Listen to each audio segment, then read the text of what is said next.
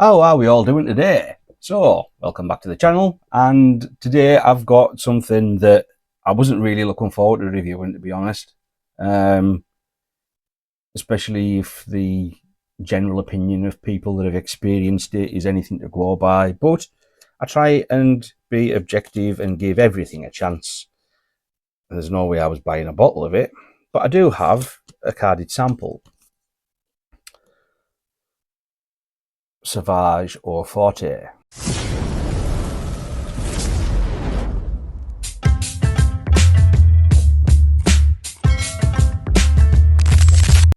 It's shit.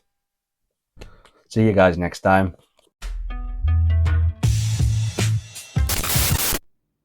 Only joking. Now then, Sauvage. What can be said about Sauvage that hasn't been said already?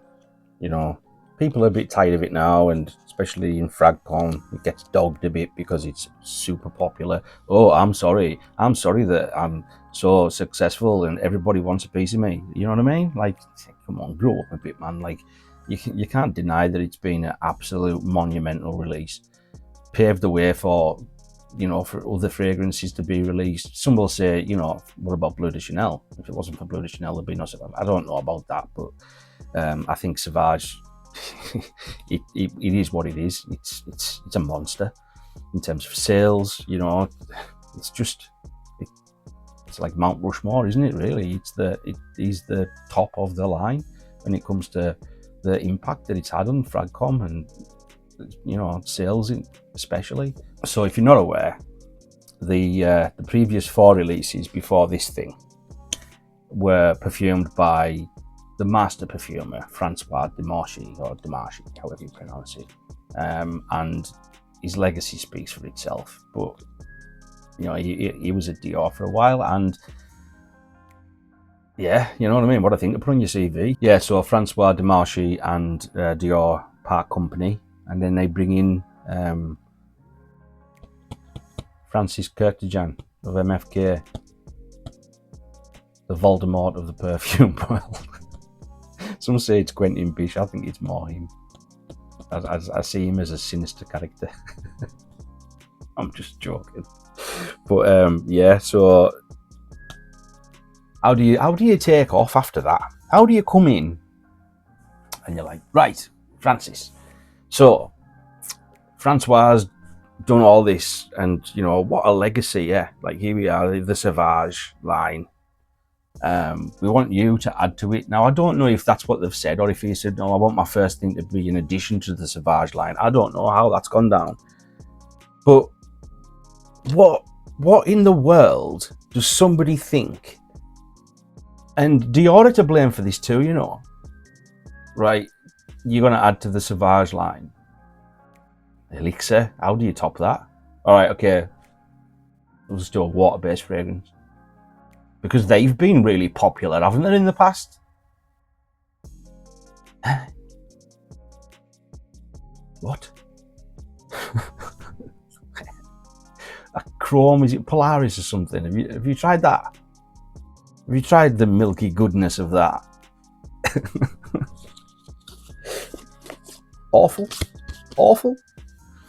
So, this thing, it's water-based, and it means it's white. It's white. You won't be spraying it on black clothes anytime soon. I don't know if you can see that. But there it is. Yeah. Look like I've had a trouser accident on my hand. Sorry.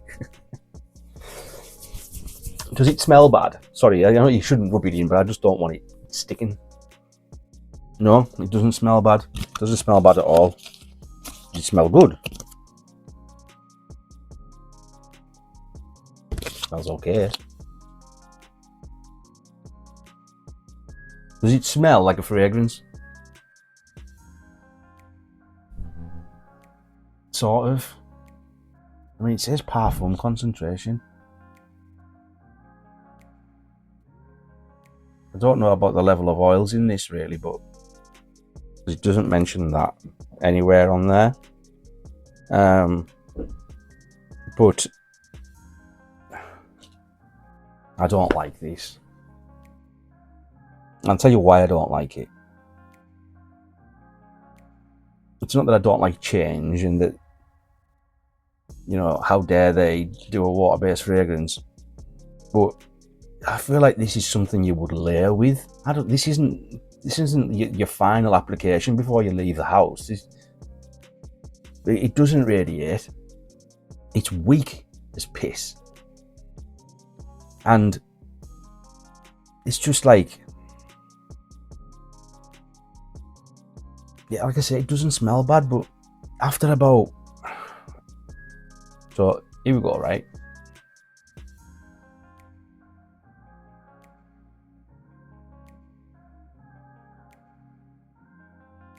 That's when I smell it. Honestly, that's when I smell it.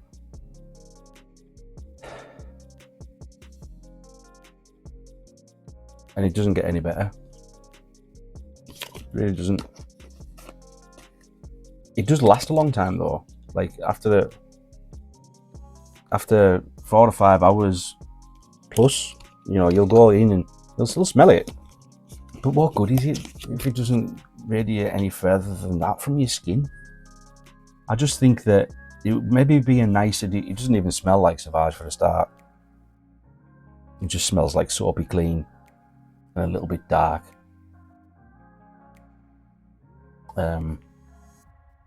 It might be something good for later, and you know, if you're really mad about Sauvage and you've got everything, and you're a collector, you know, like you get the Pokemon infatuation, you've got to catch them all. Then yeah, maybe get it and use it to layer. Put it on before you put your fragrance on top of it or something. You know what I mean? Like you wouldn't want to put it on your clothes, obviously, so you maybe put it like on your pulse points and then allow it to dry in and spray on top. But I have a feeling that they've got Francis back in the boardroom, threw the sales figures at him. It was like, right, okay, you've had your fun. You've wasted a monumental amount of money. This isn't selling. We're going to have to keep it at retail for the next 12 months because we can't be seen to be, you know, throwing money down the drain, and we'll gradually reduce it just to shift the units because this has flopped, floppier than the floppiest of floppy things. Yeah, but that's my thoughts on it. Is it a bad scent? No. Is it a good release? No. Does it smell anything like Sauvage? No. Do I recommend you buy it? No. Do I recommend you sample it? If you want. Guarantee you're not going to be blown away. But yeah, Sauvage or Forte. That's it. So yeah, okay guys, I'll sorry, I'm a bit deflated because I didn't want to do this because I feel like I'm wasting my time.